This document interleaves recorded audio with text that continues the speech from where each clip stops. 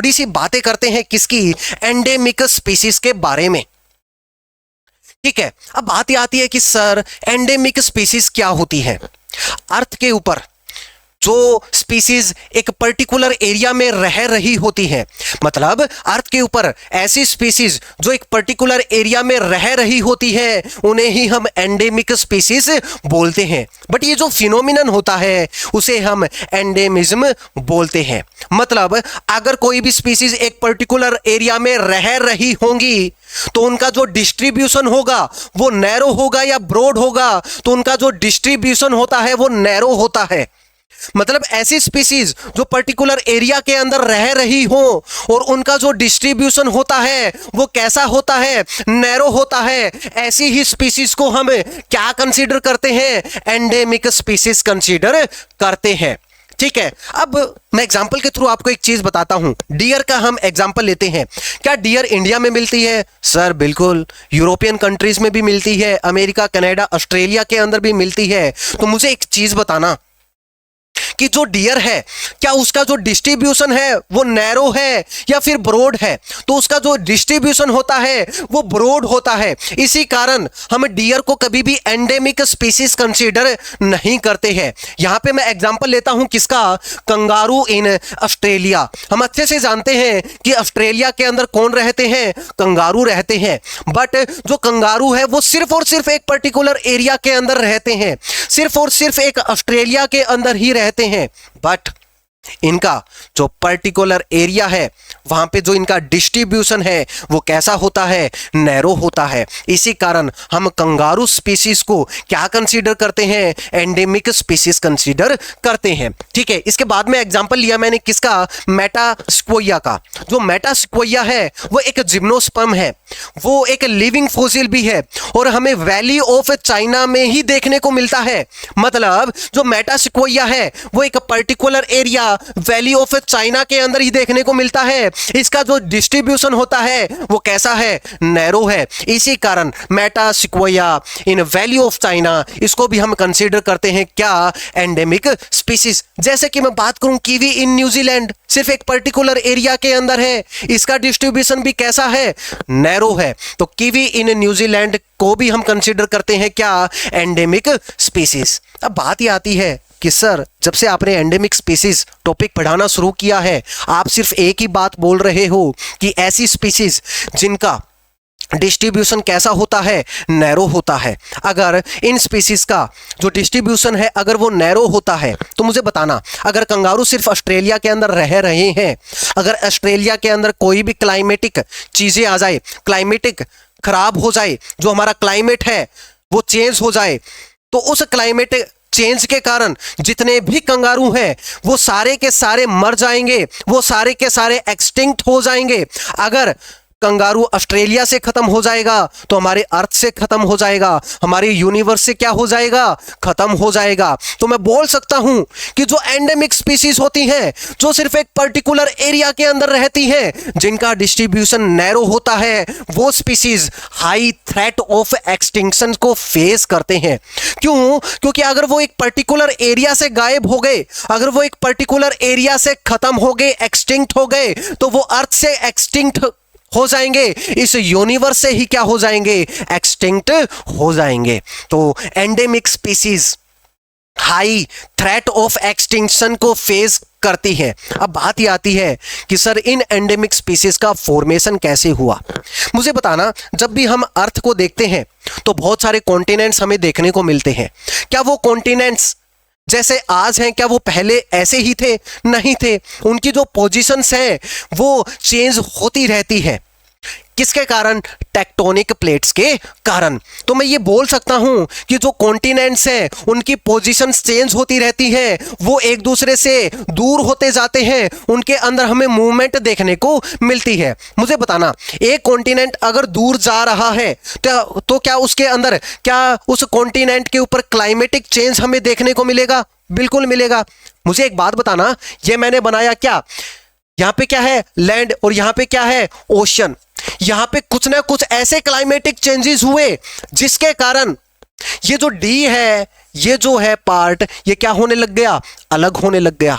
मतलब इस कॉन्टिनेंट से ये दूर जाने लगा, और जब इस कॉन्टिनेंट से ये डी वाला दूर जाने लगा तो इसके क्लाइमेट्स के अंदर क्या आने लग गया, चेंजेस आने लग गए। जब यहां पे क्लाइमेट्स के अंदर चेंजेस आएंगे तो मैं बोल सकता हूं कि इसके इन्वायरमेंट के अंदर भी क्या आएंगे, चेंज आएंगे। और मैंने आपको बताया था अभी अभी, जैसे जैसे इन्वायरमेंट के अंदर चेंज आता है वैसे वैसे ऑर्गेनिजम्स के अंदर भी चेंज होना पड़ता है, उनकी फिजियोलॉजिकल एक्टिविटीज के अंदर भी क्या होगा, चेंज होगा। तो एक बात बताना, जब ये कॉन्टिनेंट दूर जाएगा तो क्लाइमेटिक के अंदर चेंजेस आएंगे, इन्वायरमेंट के अंदर चेंजेस आएंगे। इस कॉन्टिनेंट के ऊपर जितनी भी स्पीसीज रह रही होंगी उन स्पीसीज के अंदर भी चेंजेस आएंगे, उनके अंदर भी फिजियोलॉजिकल एक्टिविटीज भी क्या होंगी, चेंज होंगी। तो इन्हीं स्पीसीज को हम क्या कंसीडर करते हैं, एंडेमिक स्पीसीज कंसीडर करते हैं। तो फर्स्ट ऑफ ऑल जो फॉर्मेशन होता है एंडेमिक स्पीसीज का वो कॉन्टिनेंटल सेपरेशंस के कारण होता है। दो तीन चीजें मैंने बताई कि जो एंडेमिक स्पीसीज होते हैं वो हाई थ्रेट ऑफ एक्सटिंक्शन को फेस करते हैं, और इनका जो फॉर्मेशन होता है वो किसके कारण होता है, due to the continental separations के कारण होता है। मैंने यहां पे बहुत सारे एग्जांपल्स भी आपको बताए। अब हम लास्ट टॉपिक पढ़ते हैं, कौन सा, कीस्टोन स्पीसीज। हम पढ़ते हैं किसके बारे में, कीस्टोन स्पीसीज के बारे में पढ़ते हैं। ये जो कीस्टोन स्पीसीज हैं ये अपने एरिया के अंदर बहुत की रोल प्ले करते हैं, एक मेन रोल प्ले करते हैं। ये जो कीस्टोन स्पीसीज होती हैं, फर्स्ट ऑफ ऑल इनका नंबर कम होता है। अगर इनका नंबर कम है तो मुझे बताना इसकी संख्या कम है। अगर इनकी संख्या कम होगी तो इनका बायोमास भी क्या होगा, कम होगा। इनका जो वजन होगा एक पर्टिकुलर एरिया के अंदर वो भी क्या होगा, कम होगा। अब बात ये आती है कि सर बायोमास क्या होता है, बायो प्लस मास, मतलब जो लिविंग्स का जो वजन होता है, लिविंग्स का जो वेट होता है उसे ही हम क्या बोल देते हैं, बायोमास बोल देते हैं। एक होता है फ्रेश वेट, एक होता है क्या, ड्राई वेट। मुझे बताना जैसा भी ऑर्गेनिज्म है, अगर जैसा भी ऑर्गेनिज्म है, अगर उस ऑर्गेनिज्म का अगर हम वेट करते हैं तो वो है क्या, फ्रेश वेट। अगर उस ऑर्गेनिजम्स में हम वाटर को रिमूव कर दें, अगर अब उस ऑर्गेनिज्म का वेट करते हैं तो जो वेट आता है वो कौन सा आता है, ड्राई वेट आता है। मतलब फ्रेश वेट जो होता है वो जैसा भी ऑर्गेनिज्म है अगर हम उसका वेट करें तो वो क्या है सर, फ्रेश वेट। अगर उसमें से हम वाटर को रिमूव कर ले, अब वेट करते हैं तो कौन सा आएगा सर, ड्राई वेट आएगा। तो कहने का मतलब ये कि जो फ्रेश वेट होता है वो चेंज होता रहता है। कैसे, अगर मैं खाना खाने लग जाऊं तो मेरा फ्रेश वेट क्या हो जाएगा, इंक्रीज हो जाएगा। अगर मैं भूखा रहने लग जाऊं तो मेरा फ्रेश वेट जो है वो क्या हो जाएगा, कम होने लग जाएगा। मतलब फ्रेश वेट जो होता है वो चेंज होता रहता है हमारे अंदर भी और प्लांट्स के अंदर भी। प्लांट्स के अंदर भी जो फ्रेश वेट होता है वो चेंज होने लग जाता है। मतलब सुबह फ्रेश वेट कुछ और होता है, दोपहर में फ्रेश वेट कुछ और होता है, अगर मैं बोलूं इवनिंग के अंदर भी फ्रेश वेट कुछ और होता है। क्यों, क्योंकि मॉर्निंग के अंदर फोटोसिंथेसिस इतना अच्छे से नहीं चल पाता तो फ्रेश वेट कम होता है। अगर मैं बात करता हूं नून की तो वहां पे फोटोसिंथेसिस इंक्रीज हो जाता है तो फ्रेश वेट भी क्या हो जाएगा, इंक्रीज हो जाएगा। तो कहने का सीधा सीधा मतलब मेरा ये है कि जो फ्रेश वेट होता है वो क्या होता है, चेंज होता रहता है। और जो चीज हमेशा चेंज होती रहती है वो ज्यादा अच्छी नहीं होती, वो ज्यादा सही नहीं होती। तो मुझे बताना फ्रेश वेट में से या फिर ड्राई वेट में से ज्यादा अच्छा कौन, ड्राई वेट। ज्यादा अच्छा कौन है फ्रेश वेट और ड्राई वेट में से, ड्राई वेट ज्यादा अच्छा होता है। ठीक है। दूसरा, जो कीस्टोन स्पीसीज होती हैं वो अपने एरिया के अंदर, वो अपने पर्टिकुलर एरिया के अंदर अपना जो इन्फ्लुएंस जो है वो घातक रखती हैं, वो खतरनाक रखती हैं। तो मैंने कुछ चीजें बताई कीस्टोन्स के बारे में कि इनका नंबर बहुत कम होता है, इनकी जो संख्या होती है वो बहुत कम होती है, इनका जो बायोमास होता है वो भी बहुत कम होता है, और बट इनका जो इन्फ्लुएंस होता है अपने फॉरेस्ट के ऊपर, अपने इलाके के ऊपर वो उनका इन्फ्लुएंस बहुत घातक होता है, बहुत ही खतरनाक होता है। हम एग्जाम्पल्स के थ्रू इस चीज को समझेंगे। मैंने यहाँ पे एग्जाम्पल लिया किसका? ट्रॉपिकल डेसिडुअस फॉरेस्ट का। किसका एग्जाम्पल लिया? ट्रॉपिकल डेसिडुअस का। और जो ट्रॉपिकल डेसिडुअस जो फॉरेस्ट होता है, अपने समर सीजन के अंदर जितने भी प्लांट्स होते हैं वो लीव्स का क्या कर देते हैं? फॉल कर देते हैं। मतलब ट्रॉपिकल डेसिडुअस फॉरेस्ट के अंदर जो लीव्स होती हैं वो नीचे गिर जाती है। किस सीजन के अंदर? समर सीजन के अंदर। अब मुझे एक बात बताना, अगर ट्रॉपिकल डेसिडुअस फॉरेस्ट जो है, अगर समर सीजन के अंदर वो सारे के सारे पेड़ पौधे अगर लीव्स को नीचे गिरा देंगे तो जितने भी एनिमल्स हैं, जितने भी बर्ड्स हैं, या फिर मैं बोलूं जो भी हर्बीवोर्स हैं, उनको फूड की अवेलेबिलिटी कैसे होगी? तो इस विपदा के अंदर एक ट्री हमें देखने को मिलता है, फिग ट्री। और इसी फिग ट्री को हम अंजीर भी बोलते हैं। क्या बोलते हैं? अंजीर भी बोलते हैं। ये जो फिग ट्री होता है वो समर सीजन के अंदर हरा भरा रहता है और फ्रूटिंग करता है। किसके लिए? हर्बीवोर्स के लिए। मतलब कि जो फिग ट्री होते हैं इनकी संख्या हमें कम देखने को मिलती है। और ये जो फिग ट्री होते हैं ऐसे टाइम पे फ्रूट्स पैदा करते हैं कि जब उस फॉरेस्ट के अंदर कोई दूसरा फ्रूट पैदा नहीं करता। इसका परिणाम क्या है मुझे बताना।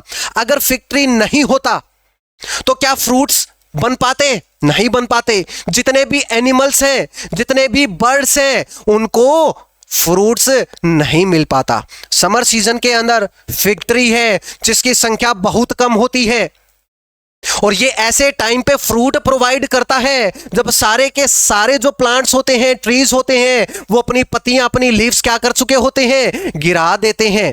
इसके परिणाम में क्या आएगा कि जितने भी एनिमल्स हैं, जितने भी बर्ड्स हैं जो फ्रूट्स के ऊपर फीड करते हैं, उनको भोजन मिलेगा, उनको फूड प्रोवाइड किया जाएगा। अब बात ही आती है कि मान के चलो इस ट्रॉपिकल डेसिडुअस फॉरेस्ट के अंदर अगर ये फिग ट्री होते ही नहीं तो याद रखना जितने भी एनिमल्स थे जो फ्रूट्स के ऊपर फीड करते हैं, जितने भी बर्ड्स हैं जो फ्रूट्स के ऊपर फीड करते हैं, वो सारे के सारे मारे जाते। या फिर अगर फूड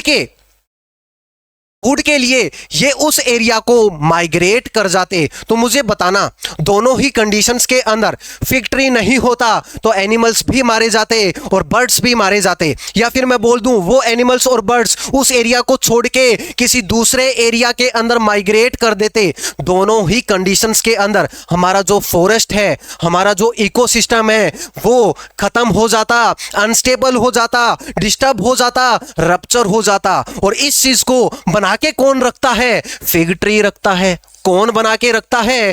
फिग ट्री मेंटेन करके रखता है। तो मैं पूछ लूं आपसे कि विपदा के टाइम पे कौन काम आया? यही फिग ट्री आया।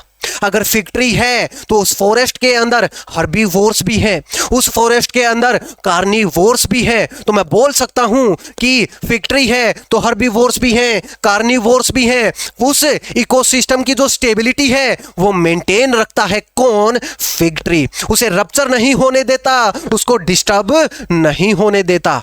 तो मुझे एक बात बताना, क्या फिग ट्री, क्या नंबर कम, क्या उसकी संख्या कम, क्या उसका बायोमास बहुत कम, बट अपने एरिया के अंदर सबसे ज्यादा खतरनाक इन्फ्लुएंस लेके बैठा है? कौन? Fig tree. एक लाइन बोल रहा हूं कि जो नंबर कम रख के भी, मतलब फिग ट्री क्या है? उसका नंबर कम है। अगर कोई भी नंबर ज्यादा रख के तो कोई भी इन्फ्लुएंस दिखा देता है, बट अगर कोई नंबर कम रख के भी अपना इन्फ्लुएंस दिखाए तो उसे हम क्या बोलते हैं? कीस्टोन स्पीसीज बोलते हैं। पक्का? ठीक है, एक और एग्जांपल हम पढ़ लेते हैं। उसका एग्जांपल क्या है? कार्निवोर्स, या फिर मैं बोलूं लोयन इन फॉरेस्ट। मुझे एक बात बताना, क्या एक फॉरेस्ट के अंदर क्या ग्रासेस होंगी? बिल्कुल होगी। उन्हीं ग्रासेस के ऊपर फीड कर रहे होंगे कौन? हर्बीवोर्स। और हर्बीवोर्स के ऊपर फीड कर रहा होगा कौन? हमारा लोयन। मुझे एक चीज बताना, ग्रासेस के ऊपर फीड कर रहे होंगे हर्बीवोर्स और हर्बीवोर्स के ऊपर फीड कर रहे होंगे कौन? लोयन। मतलब जो लोयन होता है वो सरदार होता है अपने इलाके का। वो जो लोयन होता है वो सबके साथ इंटरेक्शन शो करता है, सभी को खा पी के कंट्रोल में रखता है। जो लोयन है वो सभी के साथ इंटरेक्शन करेगा, सभी को खा पी के कंट्रोल में रखेगा। अगर इस लोयन को हम यहां से हटा दें, एक बात याद रखना, जब कोई चीज चली जाती है तो उसकी अहमियत उसके जाने के बाद होती है, तो क्यों ना हम इस लोयन को यहां से हटा दें कुछ टाइम के लिए। बिल्कुल। और जैसे ही हमने यहां से इस लोयन को हटाया तो मुझे बताना क्या हर्बीवोर्स का नंबर बढ़ जाएगा? क्यों? क्योंकि हर्बीवोर्स को खाने वाला तो कोई है ही नहीं। लॉयंस के एब्सेंस के अंदर इन हर्बीवोर्स को कोई खाने वाला नहीं है, इनको कंट्रोल करने वाला कोई नहीं है। तो मुझे बताना लॉयंस के एब्सेंस में क्या हर्बीवोर्स का नंबर बढ़ जाएगा? सर बिल्कुल बढ़ जाएगा। अगर हर्बीवोर्स बढ़ जाएंगे तो ग्रासिस के ऊपर फीड करने वाले बढ़ जाएंगे, तो ग्रासिस भी क्या हो जाएंगी? कम हो जाएंगी। कम से मेरा मतलब है कि ग्रासिस भी खत्म हो जाएंगी। तो मुझे बताना अगर ग्रासिस खत्म हो गई तो क्या हर्बीवोर्स को फूड मिल पाएगा क्या? सर नहीं मिल पाएगा। अगर ग्रासिस खत्म हो गई तो हर्बीवोर्स को फूड नहीं मिल पाएगा, और जब हर्बीवोर्स को ही फूड नहीं मिलेगा तो ग्रासिस भी मारे जाएंगे और हर्बीवोर्स भी मारे जाएंगे। तो मुझे बताना जैसे ही हमने लॉयन को यहां से निकाल दिया, मतलब कार्निवोर्स को हमने यहां से निकाल दिया, तो याद रखना जो हमारा जो इकोसिस्टम है वो स्टेबल नहीं रह पाता, वो रप्चर हो जाता है, डिस्टर्ब हो जाता है। तो जो कार्निवोर्स होते हैं, जो लोयन होता है, वो पूरे फॉरेस्ट में ये नहीं है 200-300 होते हैं, 2 या फिर 3, मतलब जो लॉयंस होते हैं, जो कार्निवोर्स होते हैं, उनकी संख्या कम होती है, उनका नंबर कम होता है, उनका बायोमास भी कम होता है, बट ये जो इन्फ्लुएंस है वो बहुत खतरनाक लेके बैठे हैं। कौन? कार्निवोर्स। तो जो कार्निवोर्स होते हैं वो भी अपने इलाके के अंदर कीस्टोन स्पीसीज का एक मेन रोल प्ले करते हैं। अब हम एक और एग्जांपल पढ़ते हैं, कंगारू रैट इन डेजर्ट। ठीक है, कंगारू रैट इन डेजर्ट। ये जो रैट होते हैं वो डेजर्ट के अंदर हमें देखने को मिलते हैं, और ये डीप बरोस का फॉर्मेशन करते हैं। कहां पे? डेजर्ट के अंदर। क्योंकि हम अच्छे से जानते हैं कि जो डेजर्ट है वहां पे टेम्परेचर बहुत ज्यादा हाई होता है। अगर टेम्परेचर बहुत ज्यादा हाई होगा तो रेत भी वहां पे जल्दी गर्म होगी। इसी कारण जो कंगारू रैट होते हैं वो डीप बरोस का फॉर्मेशन करते हैं, और उन्हीं डीप बरोस के अंदर वो आसपास से सीड्स इकट्ठा करते हैं, प्लांट्स के और ट्रीज के। उन्हीं प्लांट्स और ट्रीज के सीड्स को इकट्ठा करते हैं, वो डीप बरोस के अंदर रख देते हैं। अब बात यह आएगी, सर वो जो सीड्स होंगे तो क्या वो जर्मिनेट नहीं कर जाएंगे? नहीं। क्यों? क्योंकि रैट ने क्या क्या बना रखी है? डीप बर्रोस बना रखी है। डीप बर्रोस के कारण वो जो सीड्स होते हैं वो कभी भी जर्मिनेट नहीं कर पाते।